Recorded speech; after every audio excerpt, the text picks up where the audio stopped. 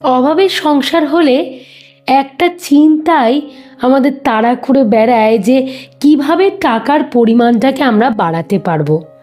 এবং টাকার পরিমাণ বাড়ানো মানে তো সেটা খুব একটা সহজ কথা নয়। এমনিতেই ইনকামটা কম হচ্ছে, তারপর হয়তো পরিবারে অনেকগুলো মানুষ রয়েছে, তারপর সত্যি একটা টানাটানির পরিস্থিতি এসে হাজির হচ্ছে, সত্যি বেশ চিন্তাদায়ক পরিস্থিতি তৈরি হয়। তার জন্য অনেক উপায় রয়েছে জানো। আজকে না আমি তোমাদের সাথে মাত্র দুখানা রাস্তার কথা বলবো। তো এই রাস্তায় তোমরা যদি হাঁটতে পারো বা এই রাস্তায় তোমরা যদি চলতে পারো, তাহলে তোমরা কিন্তু টাকার মুখ দেখতে পাবে। মূলত এটা এক্সট্রা ইনকাম কিন্তু করতে পারবে। কারণ স্বাভাবিকভাবেই যখন অভাবের সংসারের মধ্যে দিয়ে আমরা যাই, আমাদের এইটাই মাথায় ঘোরাফেরা করে যে আমাদেরকে এক্সট্রা টাকা ইনকাম করতে হবে, সেটা যেভাবেই হোক না কেন। এক্সট্রা ইনকাম না করলে আমরা কিছুতেই এই যা দ্রব্যমূল্য বৃদ্ধি তার সাথে তালে তাল মিলিয়ে চলে উঠতে পারছি না। এবং ভবিষ্যতের জন্য তো আমাদের চিন্তা ভাবনা করতে হবে, ভবিষ্যতের জন্য আমাদেরকে সঞ্চয় করতে হবে। সেই কারণের জন্য এক্সট্রা ইনকাম তো ভীষণ পরিমাণে জরুরি। সময় নষ্ট না করে আমি আমার প্রধান আলোচনাতে শুরু করছি। প্রথম যে দিকটার কথা বলবো সেটা হলো কাস্টমাইজ হোম সার্ভিস। এই বিষয়টা কি, এখনকার দিনে হোম সার্ভিস কিন্তু ভীষণ ভালো একটা এক্সট্রা টাকা ইনকাম করার রাস্তা বলতে পারো। আর এইটা আমরা চাইলেই কিন্তু বাড়ি বসে করতে পারি। বাড়ির বা পরিবারের সদস্যরা যৌথভাবে বা মিলিতভাবে এই জিনিসটা কিন্তু চালনা করা যায়। কারোর ওপর একার ওপর মূলত চাপটা কিন্তু তৈরি হয় না। তোমরা হয়তো ভাববে যে এই কাস্টমাইজ হোম সার্ভিস বলতে আমি কি বলতে চাইছি। আমি বলতে চাইছি হোম সার্ভিস জিনিসটাকে আমরা যদি কাস্টমাইজ করে নিই তাহলে কেমন হয়। এই গোটা বিষয়টা হলো একটাই, দেখবে এখনকার দিনে হোম সার্ভিস মূলত যে কোনো পার্টিকুলার একটা মিলের ওপর কেন্দ্র করে হয়ে থাকে। মোটামুটি বেশিরভাগ ক্ষেত্রে দেখতে পাওয়া যায় দুপুরবেলার মিলটা বা রাতের মিলটা, বা অনেক সময় দেখা যায় শুধু দুপুর আর রাত দুটো মিলের ওপর কেন্দ্র করে হয়। আমি বলবো সেটা না, তোমরা চেষ্টা করো একেবারে ব্রেকফাস্ট থেকে শুরু করার। অনেক বাড়িতেই সমস্যা হয়ে যায় ব্রেকফাস্ট আইটেম করার জন্য, বা সকালবেলাতেই হয়তো বেরোতে হবে, যে কারণে ব্রেকফাস্ট জিনিসটা কিন্তু করতেই হবে। মানে তারা হয়তো সেই সময়টা পেয়ে উঠছে না।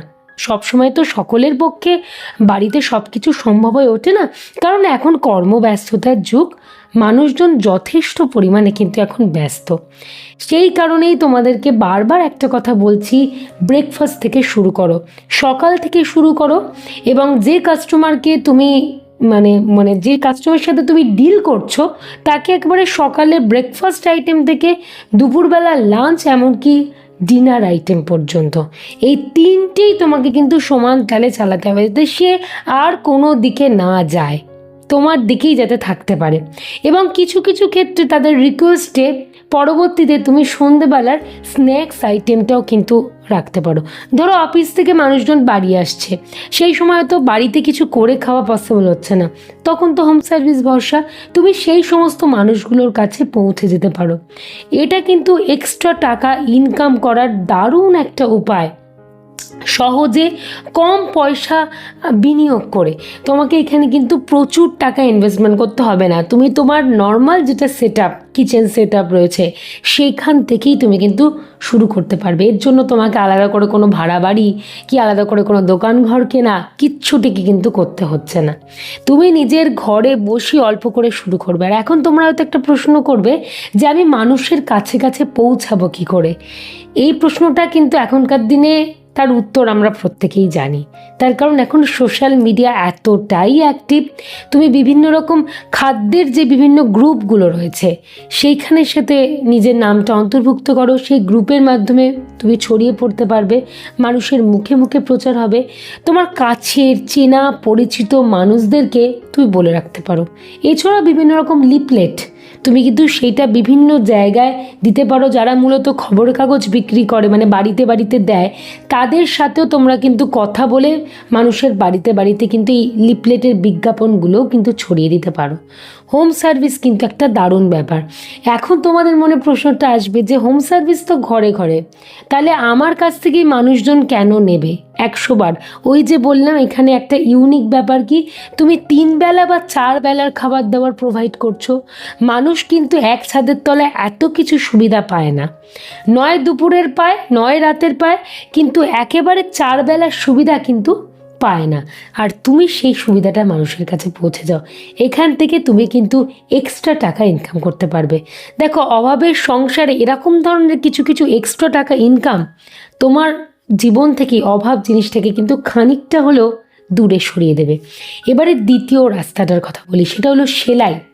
হয়তো অনেকের মনে প্রশ্ন আসতে পারে, সেলাই বুঝি হয়তো শুধু মেয়েরাই করে থাকে? না, আগেকার দিনে হয়তো সত্যি সেলাই পোড়াই বলতে আমরা জানতাম বাড়ির মহিলারা বা বাড়ির বয়স্ক মহিলারা তারাই শুধুমাত্র করে থাকে।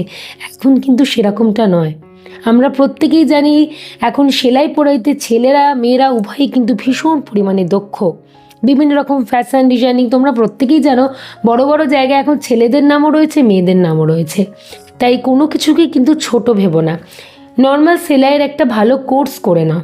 হ্যাঁ, একটু ভালো কোর্স করে নাও যাতে তুমি সব কিছু জিনিস মেকিং করতে পারো। বাড়িতে একটা সেলাই মেশিন কিনে নাও, বাড়িতে থেকে করো। আর যদি তোমার পক্ষে সম্ভব হয় যে তোমার বাড়িটা বা তোমার লোকেশনটা হয়তো এমন জায়গায়, বা তোমার বাড়ি হয়তো এমন জায়গায় যেখানে তোমার হয়তো ছোট্ট একটা দোকানঘর করা পসিবল হচ্ছে, বা একটা দোকানঘর ভাড়া নেওয়া পসিবল হচ্ছে, তখন তোমরা সেইটা চুজ করতে পারো।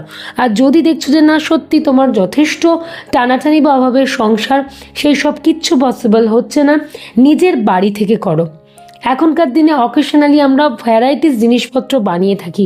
আর দেখবে এখনকার দিনের মানুষ কাস্টমাইজ করে জিনিসপত্র পরতে অনেক বেশি স্বাচ্ছন্দ্য বোধ করে, মানে নিজের মনের মতো করে সব কিছু তৈরি করে নিতে। তো তুমি তাদের কাস্টমার যারা যেরকম চাইছে সেই অনুযায়ী মনোপত জিনিস তুমি তৈরি করো। তুমি তো শিখে নিচ্ছ। কোর্স করার জন্য যেইটুকু তোমাকে অর্থ ব্যয় করতে হবে, বা জিনিসপত্র কেনার জন্য তোমাকে যেইটুকু অর্থ বিনিয়োগ করতে হবে, তার পরবর্তীতে তুমি কিন্তু সেখান থেকে ভালো মতো ইনকাম করতে পারবে। নিজের সংসার সামলে, পরিবারকে সামলে, আমি ছেলেদের ক্ষেত্রেও বলছি, সব কিছুকে সামলেও কিন্তু তুমি একটা নিজস্ব আলাদা সময় কিন্তু দিতে পারবে এটার জন্য। অকেশনালি বিভিন্ন জিনিসপত্র বিভিন্ন স্কুলের সাথে টাই আপ করে নিতে পারো। সেই সমস্ত জায়গার বিভিন্ন ড্রেস বানানো থেকে শুরু করে সব কিছু চাইলেই কিন্তু করতে পারো। তারপরে হয়তো দেখলে তোমার জায়গাটা একটা ভালো পরিস্থিতিতে পৌঁছালো, তখন তুমি একটা দোকান ঘর ভাড়া করলে, বা তখন তুমি হয়তো নিজের বাড়ির পাশেই কোনো একটা তোমার জমি ছিল, সেখানেই তুমি হয়তো একটা ছোট্ট দোকান ঘর করলে।